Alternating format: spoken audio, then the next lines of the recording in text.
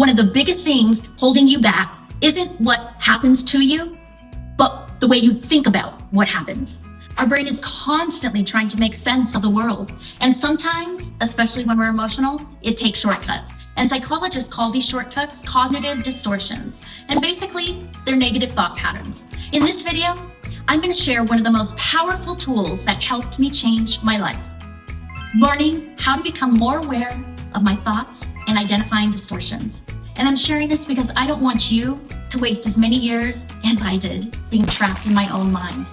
Distortions can make you feel like you're locked inside a mental prison where you are the prisoner, the guard, and the judge.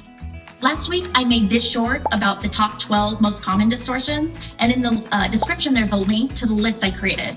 Today, we're going to focus on the first in that list, all or nothing thinking. I spent years trying to look like I had everything under control while fighting a battle in my own head. I had built successful businesses, worked with people from all walks of life, and was often even complimented for my confidence. But inside, my mind was telling me a very different story. I was always messing things up. I'd never be as good as everyone else. Everything is always ruined. One negative thought would lead to another, and before I knew it, I was spiraling. And when my husband was diagnosed with stage 4 prostate cancer, I watched this strong, talented, ambitious man become weaker and weaker.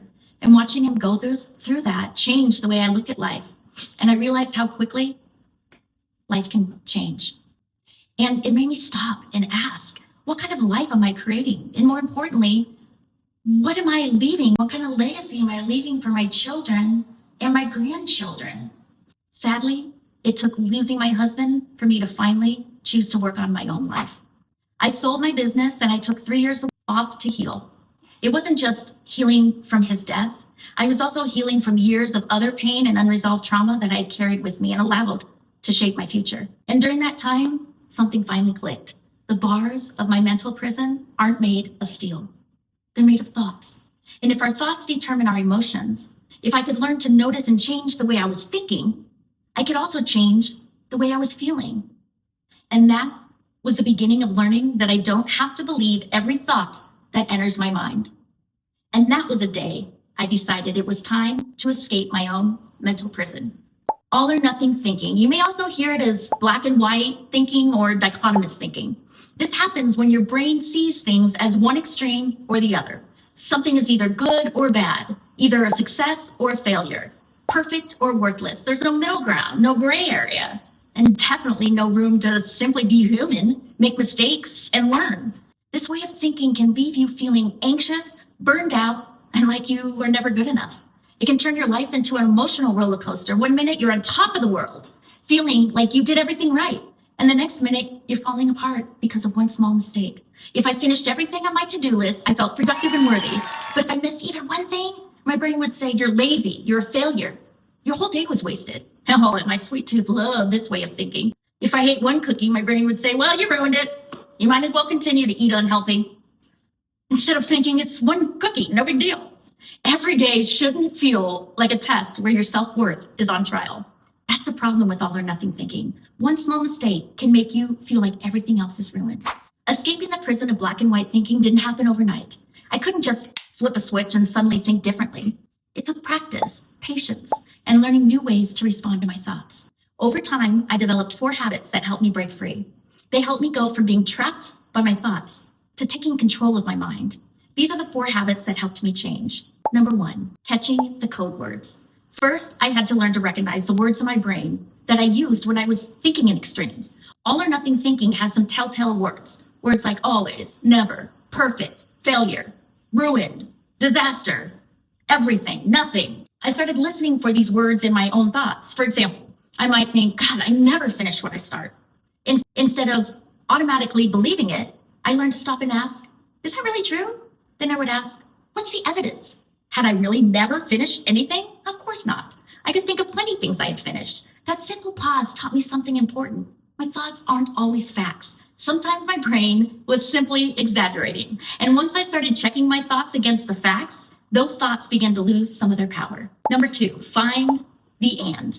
This was a game changer for me. Instead of thinking either or, I started practicing both and. because it's rarely just one thing. Two things can be true at the same time. For example, my friend let me down. Instead of saying, oh, they don't care about me, I would say my friend had to cancel and that hurts, but I know they're a good person and they care about me. See the difference? I'm not pretending the bad part didn't happen. I'm simply refusing to let one bad part define the entire situation. A situation can be frustrating and still turn out okay. You can make a mistake and still be a good person. You can fail at something and still be capable. You can have a bad day and still have a good life. That's the gray area. And learning to see that gray area changed everything for me. Choose progress over perfection. My all or nothing thinking was closely tied to my perfectionism. I thought everything had to be done perfectly. I remember when I taught elementary school, I would feel so anxious if I didn't have every part of my day planned out. I wanted the perfect lesson, the perfect schedule, the perfect outcome. But anyone who has worked with young children knows that things don't always go as planned. A student might need more time to understand something. The class might lose focus. Something unexpected might happen. And that's okay. If I really wanted to do what was best for my students, I had to be willing to change my plans when my students need something different. So I changed the goal. Instead of saying, I have to create the perfect lesson, I started saying, I know what my students need to learn. Now I can choose the best way to teach it based on what they need that day. That small change made a huge difference. I didn't have to be perfect. I just had to make progress. And I started celebrating the small wins. Changing my lesson because my students needed something different, that was a win. Trying a new teaching strategy, even when I wasn't sure it would work, that was a win too. Why? Because trying something new taught me what worked and what I could do differently next time. I learned that growth usually doesn't happen in one giant leap. It happens through small steps, sometimes messy steps, sometimes uncomfortable steps. But here's what matters. A step forward is still a step forward. And sometimes letting go of perfect is what finally allows us to move forward. Number 4, practice self-compassion. This was probably the hardest one for me, but it was also one of the most important. For years, my inner critic was like the warden of my mental prison. It was harsh, it was loud, and it never seemed satisfied. I had to learn to talk to myself the way I would talk to a friend. Think about it. If your friend made a mistake, would you look at them and say, "You're a complete failure. You always everything up"? Probably not. You would probably say, it's okay. Everyone makes mistakes. Let's figure out what happened and try again. So I started using that for myself. When I messed up, I would say, this is disappointing and it's okay to feel disappointed. Everyone makes mistakes. This one mistake does not define me. Self-compassion doesn't mean making excuses though. It doesn't mean saying nothing matters. It means giving yourself enough grace to fail and get back up again because it's part of being human. Life outside the prison of black and white thinking isn't perfect. It's messy, it's complicated, but honestly, it's so much more beautiful. I still catch myself having all or nothing thoughts. The difference is now I can recognize them. I can stop and say, wait, is this really true? I can look for the gray area.